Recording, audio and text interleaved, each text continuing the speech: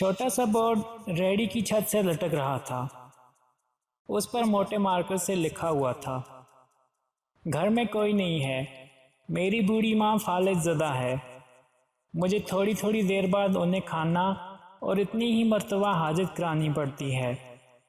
اگر آپ کو جلدی ہے تو اپنی مرضی سے فروٹ تول لیں اور پیسے کونے پر ریگزین کے گتے کے نیچے رکھ دیجئے، ساتھ ہی ریٹ بھی لکھے ہوئے ہیں، اور اگر آپ کے پاس پیسے نہ ہوں تو میری طرف سے لے لینا، اجازت ہے، واللہ خیر الرازقین۔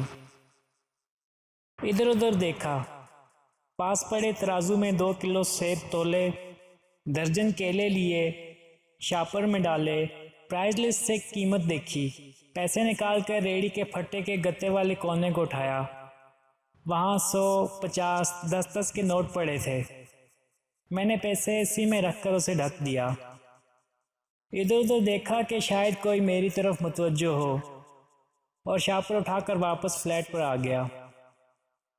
افطار کے بعد میں اور بھائی ادھر گئے، دیکھا ایک باریش آدمی، داڑھی آدھی کالی آدھی سفید، ہلکے کریم کلر کرتے شلوار میں ریڑھی کو دھکا لگا کر بس جانے ہی والا تھا۔ وہ ہمیں دیکھ کر مسکرایا اور بولا، صاحب پھل تو ختم ہو گیا۔ نام پوچھا تو بولا خادم حسین۔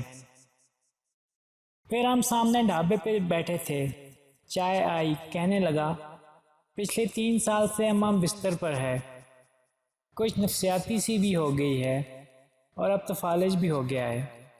میرا کوئی بال بچہ نہیں، بیوی مر گئی ہے، صرف میں ہوں اور میری اماں۔ اماں کی دیکھ بھال کرنے والا کوئی نہیں، اس لیے مجھے ہر وقت اماں کا خیال رکھنا پڑتا ہے۔ ایک دن میں نے اماں کے پاؤں دباتے ہوئے بڑی نرمی اور لجاجت سے کہا، اماں تیری تیمارداری کو تو بڑا جی کرتا ہے، پر جیب میں پیسے نہ ہوں تو کچھ نہیں ہوتا۔ تو مجھے کمرے سے ہلنے نہیں دیتی، کہتی ہے تو جاتا ہے تو جی گھبراتا ہے، تو ہی بتا میں کیا کروں۔ اب کیا غیب سے کھانا اترے گا؟ نہ میں بنی اسرائیل کا جنا ہوں اور نہ تو موسیٰ کی ماں ہے، کیا کروں؟ یہ سن کر اماں نے ہانپتے کانپتے اٹھنے کی کوشش کی۔ میں نے تکیہ اونچا کر کے اس کو بٹھایا، ٹیک لگوائی۔ انہوں نے جھریوں والا چہرہ اٹھایا اور اپنے کمزور ہاتھوں کا پیالہ بنایا، اور نہ جانے رب العالمین سے کیا بات کی۔ پھر بولی، تو ریڑھی وہیں چھوڑ آیا کر، تیرا رزق تجھے اسی کمرے میں بیٹھ کر ملے گا۔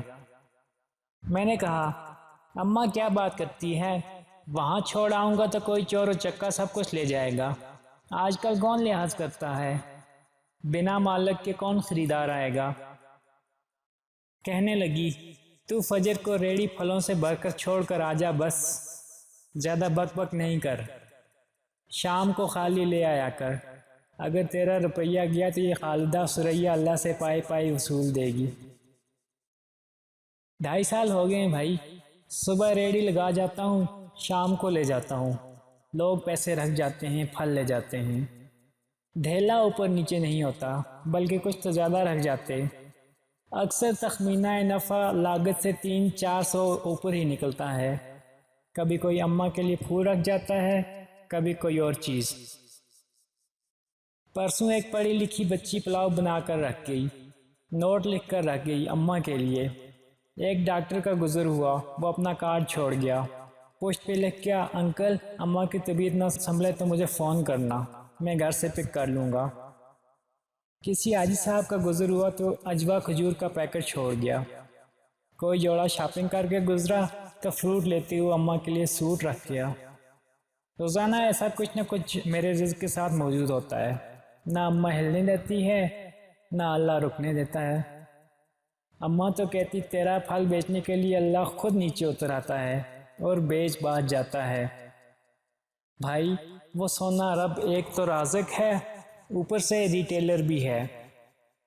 اللہ اللہ۔ آخر میں مجھے اپنے بچوں سے کہنا ہے، اگر آپ فارغ ہوں اور اپنے والدین کو کام کرتے دیکھیں تو فوراً اٹھ کر ان کی مدد کریں، اور انہیں کہیں امی جان لائیے میں آپ کی مدد کرتا ہوں، پھر دیکھیں دنیا و آخرت کی کامیابیاں کیسے آپ کے قدم چومتی ہیں انشاءاللہ۔